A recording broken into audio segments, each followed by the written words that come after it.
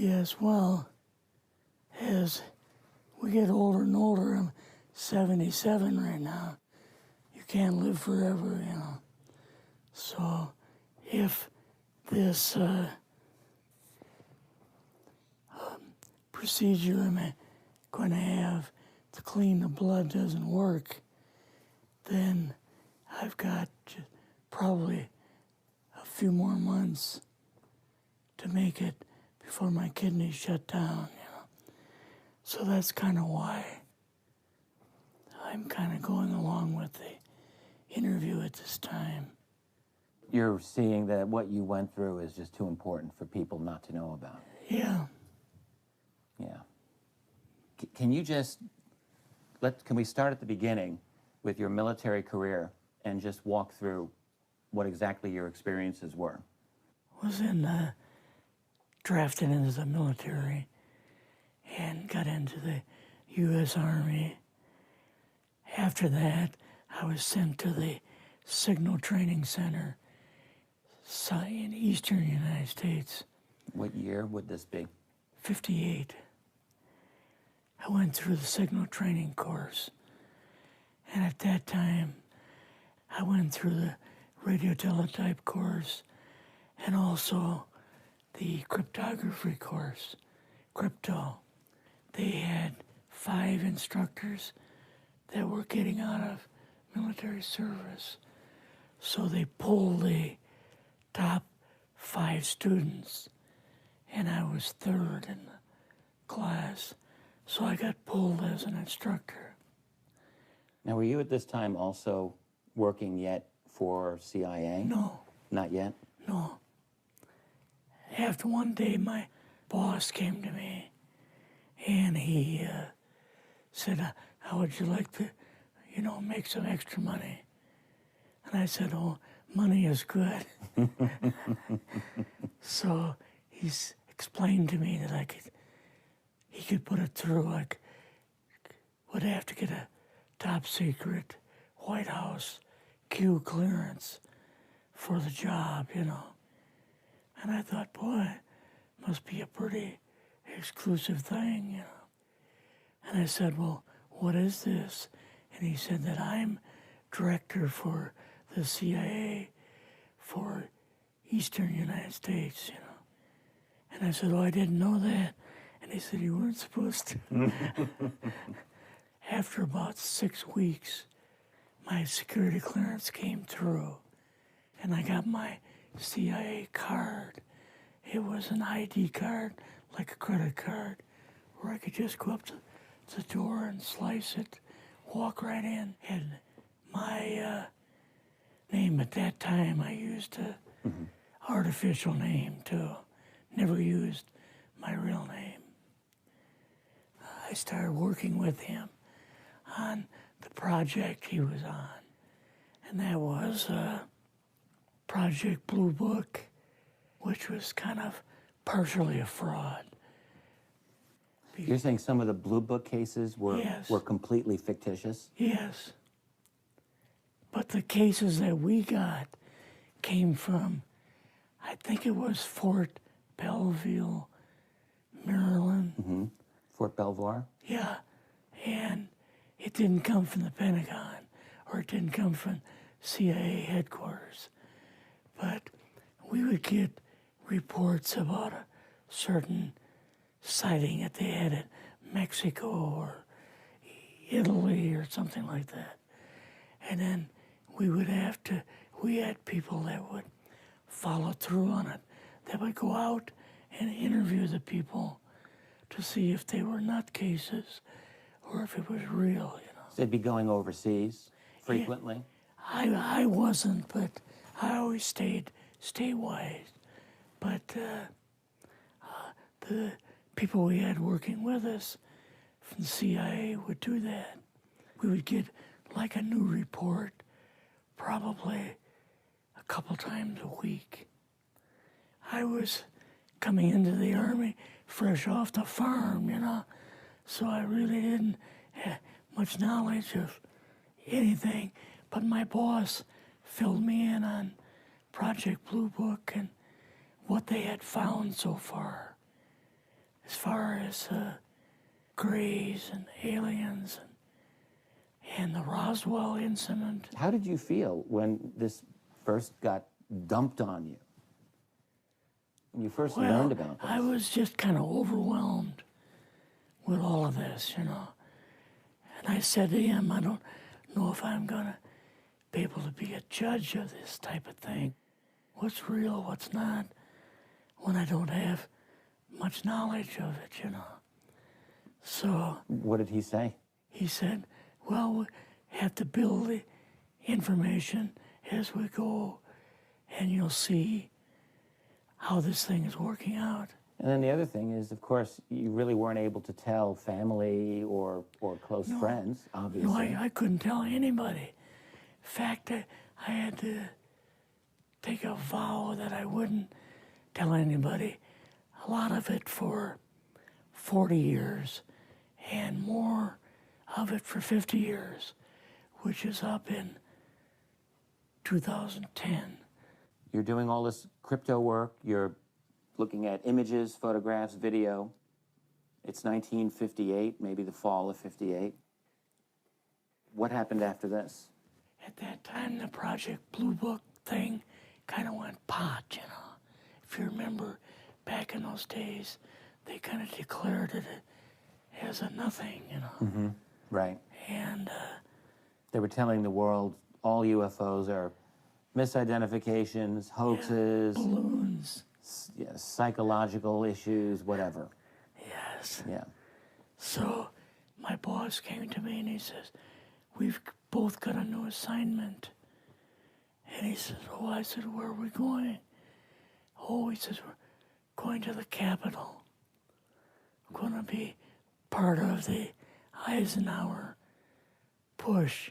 He's trying to find out something all about these aliens that MJ-12 was supposed to find out, but never sent back reports to him. The MJ-12, the UFO control group, were they calling it MJ-12 at that time? Yes.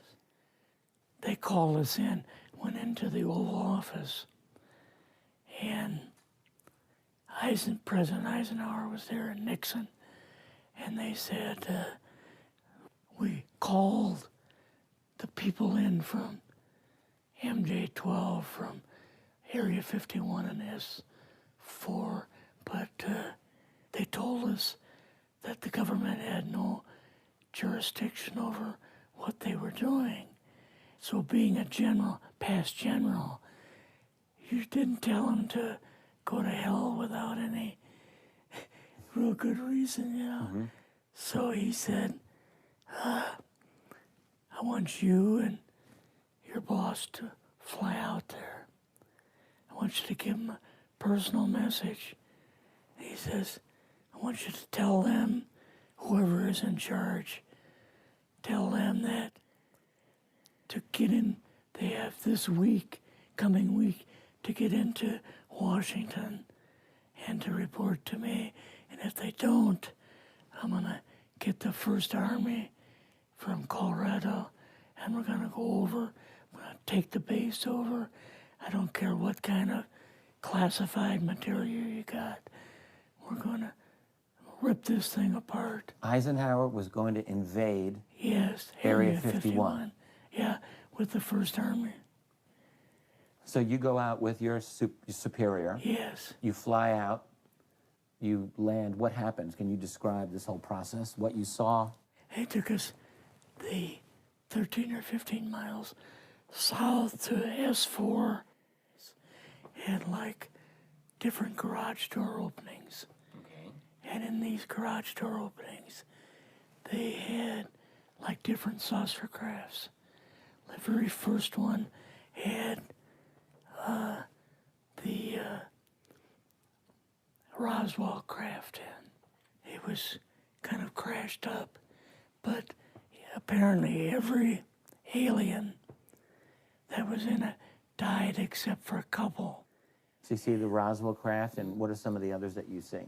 Well, the Roswell craft was really strange because it looked like real heavy aluminum foil.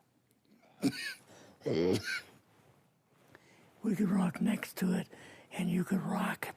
The whole thing probably weighed 150, 300 pounds. Could they tell what the source of power was of this craft? Yeah, it was like a reverse gravitational thing of some kind. In fact, one later on, I got the mathematical code for reversing gravity in a 3x5 card. I guess there are different types of grays and so on. How did you see that evidence?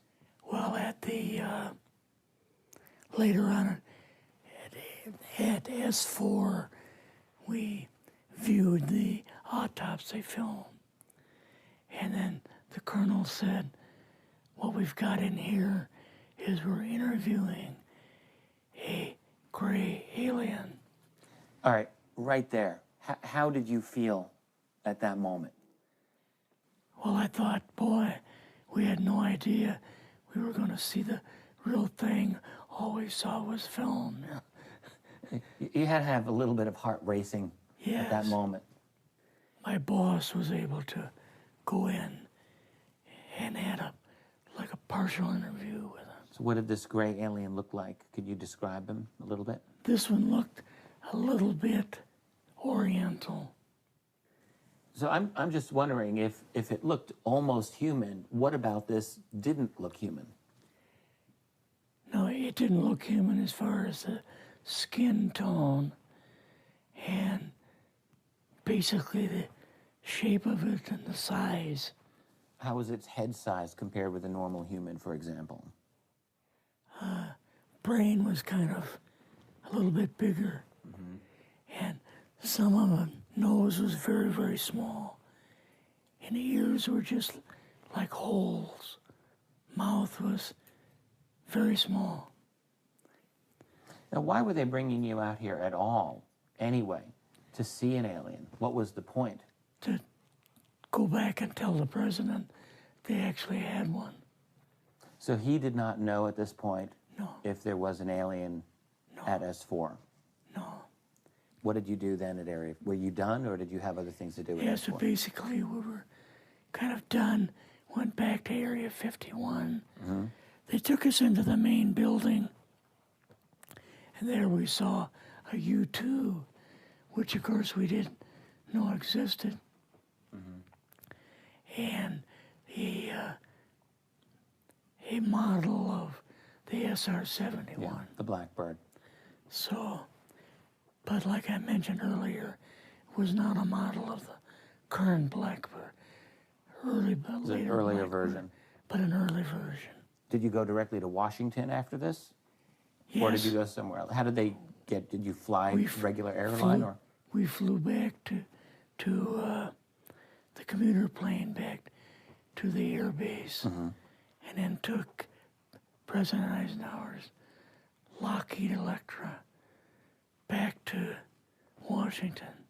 You and your supervisor, Yeah. superior officer, and now you're meeting with the president?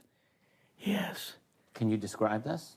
Well, we met with him in, the second story of the old OSS warehouse building. And Eisenhower and Nixon were there, and also Hoover was there. So he asked us what was going on, and we told him about the alien, the whole situation, and the black projects and so on.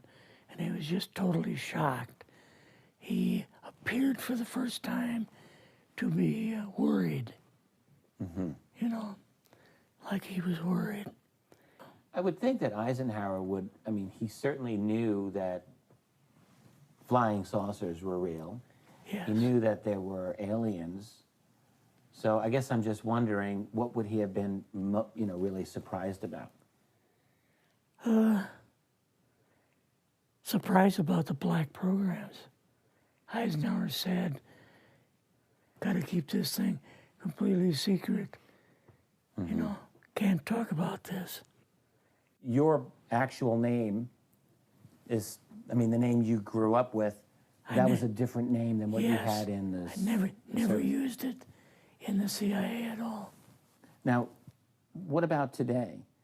You're going on the public record, and this is still sensitive information, even though earlier you talked about, you know, security oaths that maybe expire after a certain period of 50 time, years. but you're still concerned. Linda Motenau's phone call, her phone was tapped, and they got my phone number, and through the telephone company, they were able to find me, and so on. When they found you, what happened? I was going to a grocery store. Two guys in a black suits come out of a black Lincoln town car and came over to see me. And they told me that I better not publish anything or talk to Linda about any more things. So at that time, I did, you know, I stopped. That was enough to intimidate you. Yes. Rather remain anonymous. Never show my face on anything. Really, thank you for doing this. Yes, this was, I guess, kind of a good idea because I feel much better having talked about it. I kind of feel like there's a load off my shoulders Really? because I had an awful lot of secrets that I had kept over the years.